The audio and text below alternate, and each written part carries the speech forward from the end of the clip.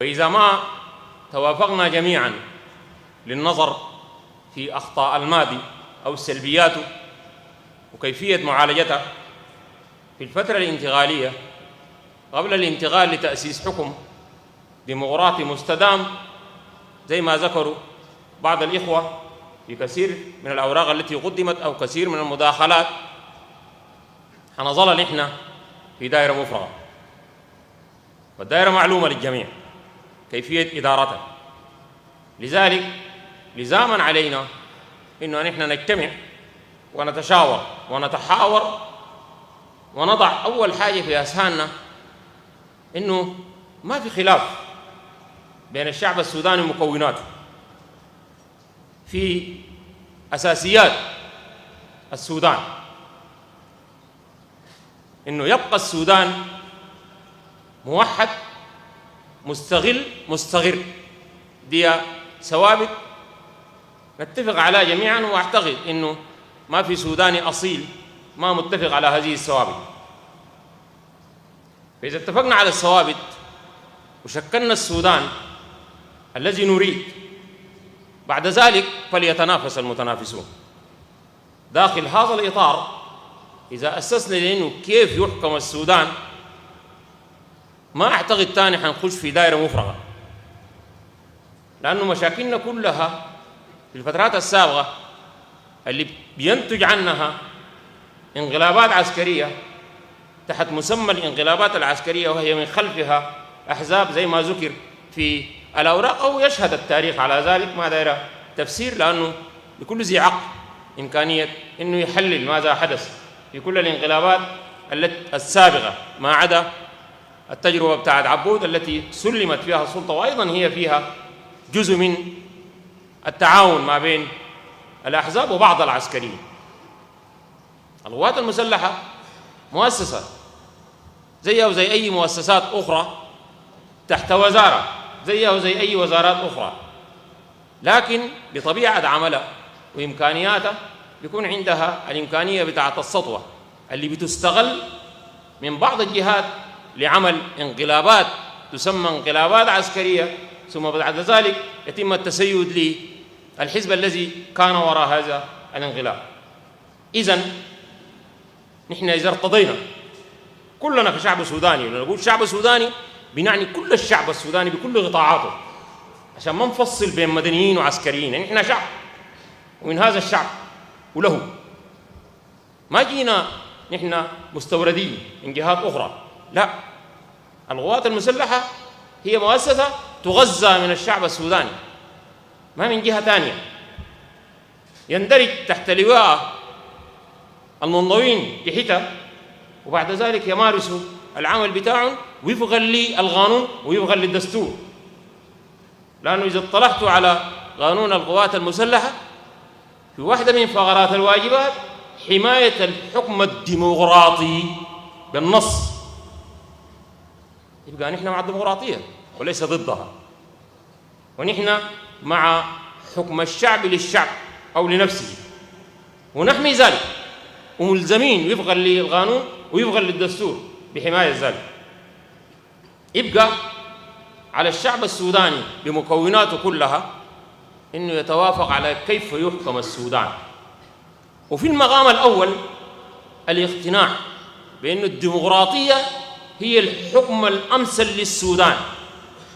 إذا اقتنعنا نحن جميعا بأن الديمقراطية هي الحكم الأمثل للسودان، وتوافق الشعب السوداني على أن الديمقراطية هي السبيل الوحيد للحكم، التداول السلمي هو السبيل الوحيد لحكم السودان، لن يستطيع أحد أنه يغير هذه النظرية، لأنه ببساطة شديدة جدا ميثاق الديمقراطية يعني استمرارية الديمقراطية واستمرارية التداول السلمي للسلطة وتداول الأحزاب في سلطة أيا كانت، لأنه يا أخواننا إذا ما تمت الممارسة ما حيحصل تطوير للحكم الديمقراطي.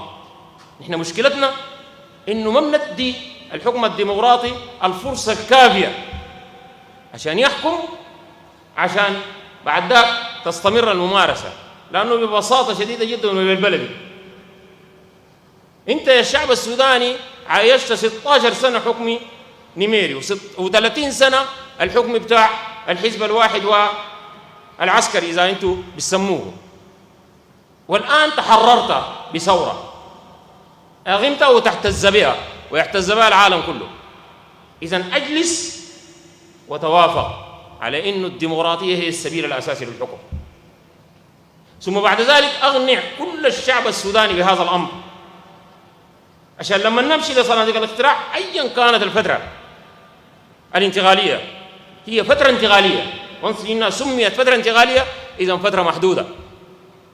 الفترة المحدودة دي حتنتهي إن كانت سنة أو سنتين أو 5 أو 10، لكن ماذا بعد؟ نحن ما دارين الفترة الانتقالية. لماذا التشاكس في الفترة الانتقالية؟ لماذا السعي للحكم في الفترة الانتقالية؟ الحكومة الانتقالية ليست مسؤوليتها تغيير الثوابت الوطنية، وليست من مسؤوليتها تطوير البلد، إنما تستلم أمانة وتسلمها لمن يختار الشعب السوداني. يبقى في الفترة دي مفترض أن احنا تكون عندنا كثير من مثل هذه الجلسات. وأنا أشير إلى الإعلام والإخوة الإعلاميين الموجودين الآن، لابد من توعية، وتوعية شاملة للشعب السوداني بماهية الديمقراطية، لأنه زي ما ذكر الأخ معتصم، إحنا الآن الأجيال اللي مفترض تقود السودان قد لا يكون عندها فهم للديمقراطية، لأنها عايشت فترة شمولية. فكيف نحن نوعي هذا الشعب بأنه والله الديمقراطية هي الأساس؟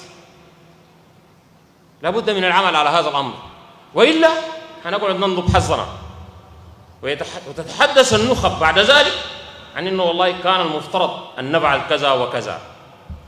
الآن الفرصة مواتية لنا جميعا في أنه نحن نتواصل على كيف يحكم السودان، ثم بعد ذلك نترك الأمر لصناديق الاقتراع، ونترك الأمر للشعب السوداني، من يختار يحكم، إن كان حزب واحد أو ائتلاف أو أي نوع من الحكم الذكر في الورقة الأولى.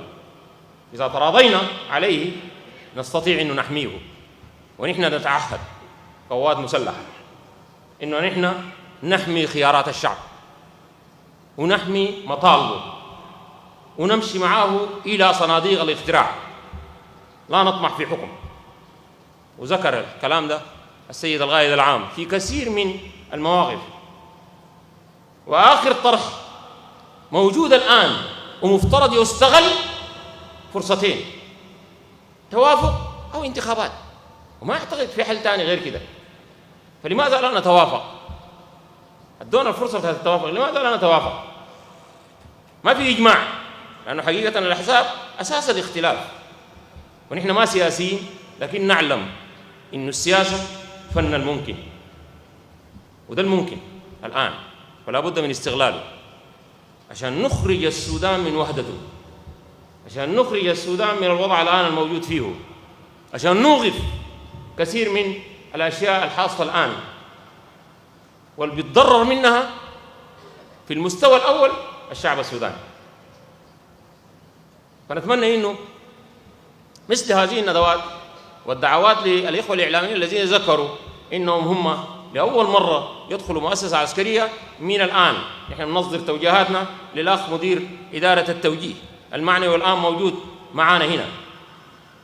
الإعلام كله، القوات المسلحة مشرعة أبوابها للإعلام والإعلاميين، أي معلومة دارنا بتلقوها عندنا، ما عندنا مشكلة في التواصل. لكن طبيعة القوات المسلحة كانت معروفة هي شنو، لذلك ما كنا منفتحين على الإعلام، لأنه بنفتكر إنه نحن ما من واجباتنا إنه نطلع للإعلام ونقعد نتحدث ونتكلم عن ماذا فعلنا أو ماذا سنفعل. لكن الآن الظرف يتطلب ذلك وما عندنا مانع نحن، لكن نؤكد من هذا المنبر إنه القوات المسلحة ما عندها رغبة في الحكم ولا تسعى للحكم، لا في الفترة الانتقالية ولا في الفترات الجاية.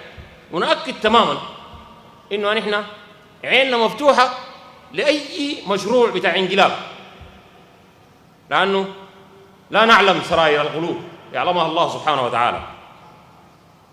وتحدث بعض الأشخاص أنفسهم أو تحدثهم أنفسهم لكن كقيادة قوات مسلحة نؤكد للجميع إنه نحن مع الحل الديمقراطي، مع خيارات الشعب في الحرية والسلام والعدالة عبر الطرق القانونية اللي بيتمكنوا إنه يمارس سلطته، اللي بيتمكنوا إنه يحمي الديمقراطية بتاعته.